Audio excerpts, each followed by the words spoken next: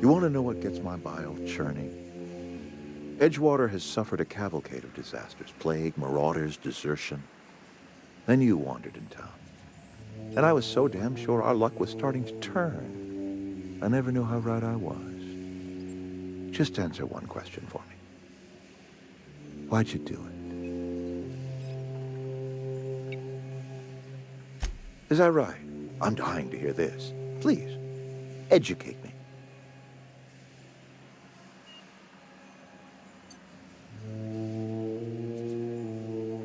Liberating? Edgewater is my home. The only home I've ever had. I put down roots here, gave decades of my life to this place. I never asked to be liberated. Whatever you were hoping to find down here, I advise you to turn around and leave. I have got guards posted with orders to fire on you.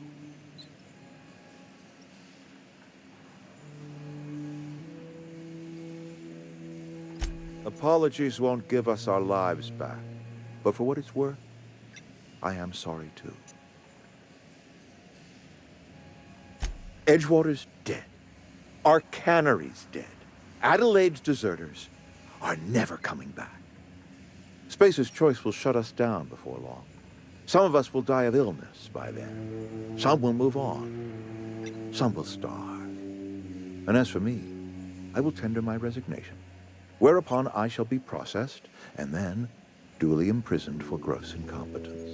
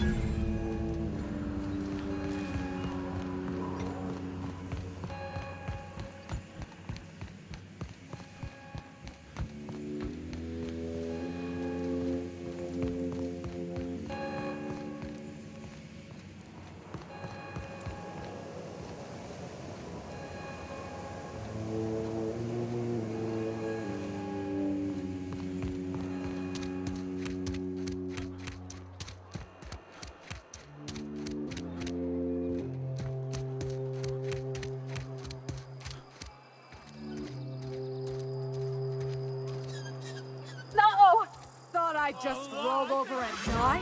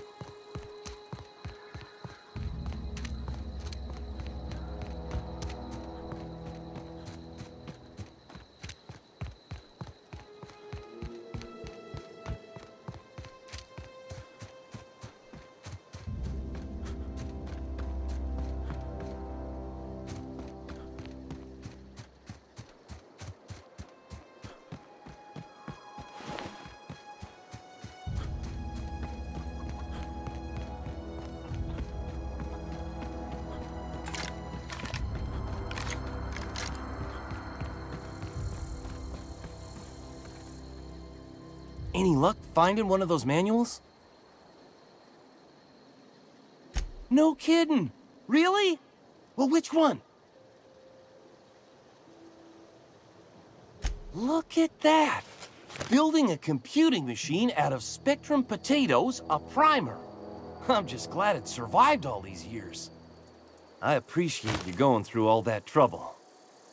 In fact, I put aside something special, on the off chance that somebody'd search out those data pads for me. Well, don't keep me in suspense. Ain't that just ironical? If I'd worked a little longer back at the cannery, I might have found this myself. 2 whole data pads? Be still my beating heart.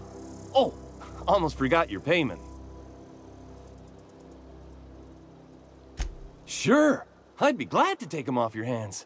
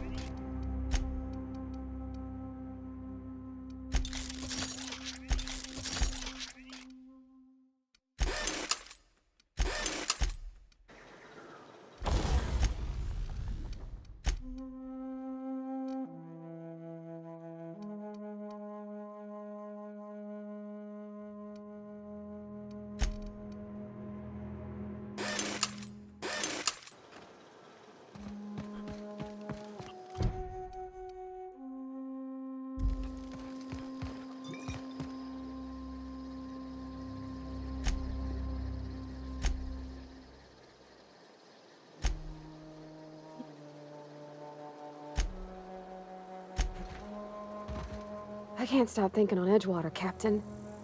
I'm glad the deserters are gonna be all right now they got power, but what about the town? All those people. He's just interested in fixing stuff. He always used to follow me around, asking me to explain what I was doing. Like a puppy, kinda. I'm just glad he's alive. That he's okay. I mean, when Mr. Tobson said he was fired, we all expected the worst. If he wants to learn about engineering, we should help him get those data pads he wants. I'd like to do that for him. You mean about the mission being too clean? I know, but Vickers says the universe is a machine, that it runs by law. Real machines have gunked up oil, scratches, and worn bits. You can tell they've seen handling, been used by folk. The machine Vickers sees is one ain't never been run. It's not for people to live in. It's something on a museum shelf, under glass. Fixing the universe is a job for somebody way better than the likes of me.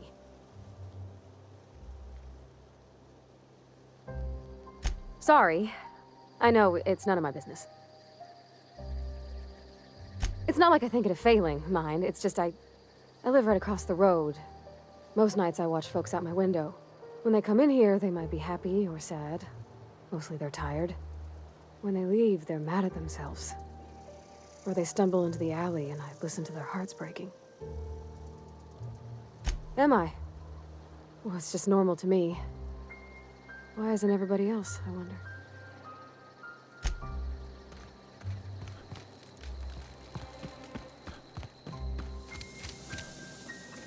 You hear that? That low, pleasant hum of electricity? It whispers across the Vale like the winds of change. You've done well. I would have paid my last 5 bits to see the look on Reed's face when the last lamp in town burnt out and the cannery fell to silence. Time's come to look toward the future. We'll grow, I expect. A lot of workers out there with nowhere else to go. Not as many as you'd think. We're not about to let the whole town join our flock. Just the ones willing to renounce their corporate loyalties and live the way nature intended. I am curious. Why did you help us? You don't know who we are. You don't owe us a thing. The plant's crawling with mechanicals, so it stands to reason you risked your life. You're not quite like anyone else I've met. You haven't had your consciousness programmed by the board. You're welcome among us if you're ever so inclined.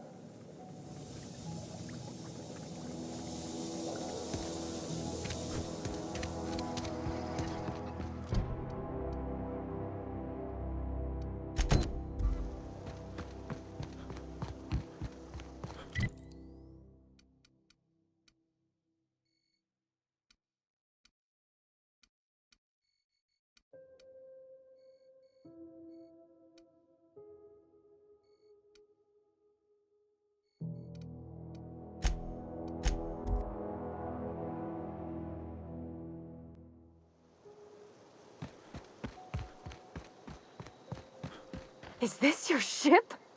Oh my stars, she is just so handsome! Does she have a name yet? What's her drive model? Oh, gosh. Listen to me babbling. When I was in Edgewater, I dreamed of flying on a real ship, working on a real engine, belonging to a proper crew. Edgewater won't last another season without power, but that don't change the fact that I'm indentured to Spacer's Choice. Company expects me back at my post.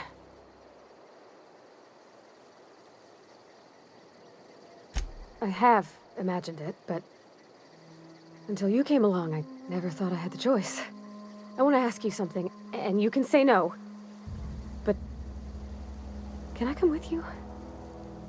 I could tend to your engine. I know my G-valves from my catalyzers, and I can keep your ship singing. And if you ever need a pair of eyes watching your back, I can do that too. What do you think?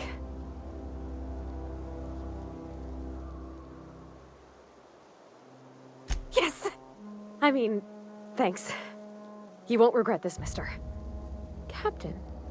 I can call you Captain now. Ha! I got a captain.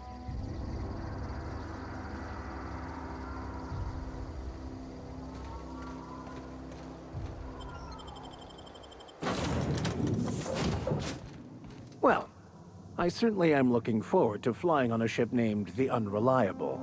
I'll just head upstairs and claim a room.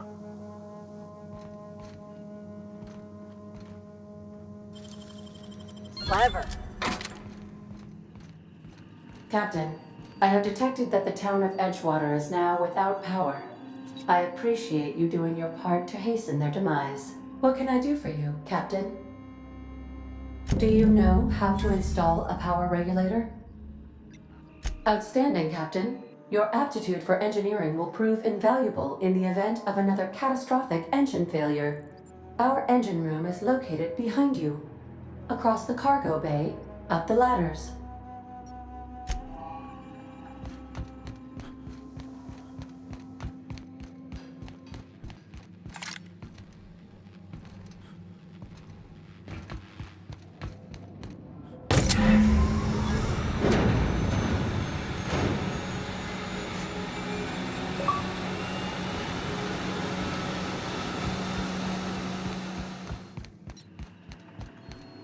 What can I do for you, Captain? All systems are operating within acceptable parameters. I am prepared to bring the Unreliable into low-altitude orbit. This should prove an adequate test of our flight capabilities.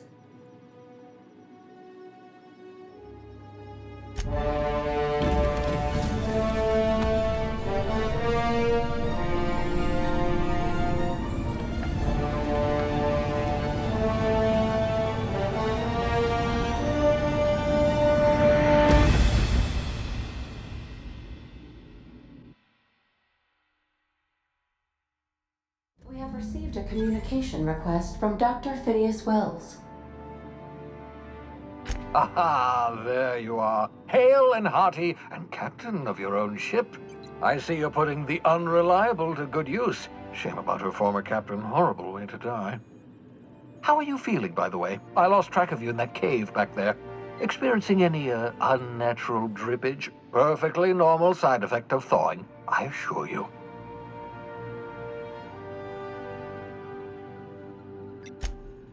Oh, that, yes, that's probably permanent. I wouldn't worry about it, though. I'm sure you're fine. What you saw in Emerald Vale is happening all across the colony. Food shortages, lack of supplies, and basic necessities. We're dying. The chairman, the minister, and all their lackeys on the board are to blame. The Hope has some of the brightest minds Earth ever sent us. If we can revive the Hope's colonists, they can help us undo the board's mistakes. They can help us set things right. You need to get to Stellar Bay on Monarch. I have contacts there. They'll help us, find the chemicals to revive your fellow colonists. Gladys Kelly, lovely woman, runs a cozy little black marketing outfit on the Groundbreaker. She can get you a nav key to land on Stellar Bay.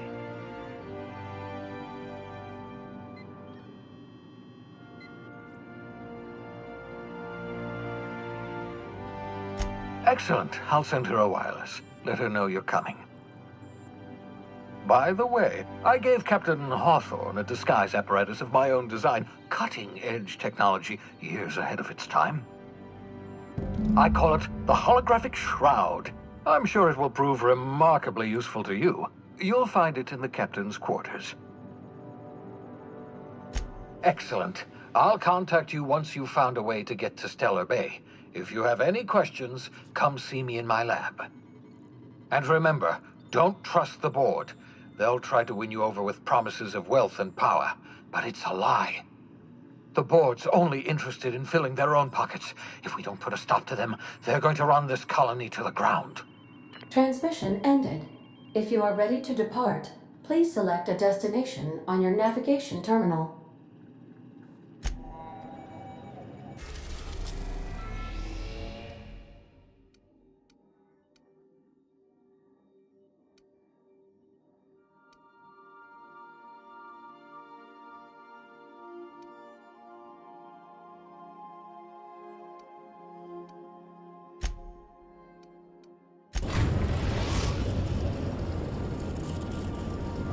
We've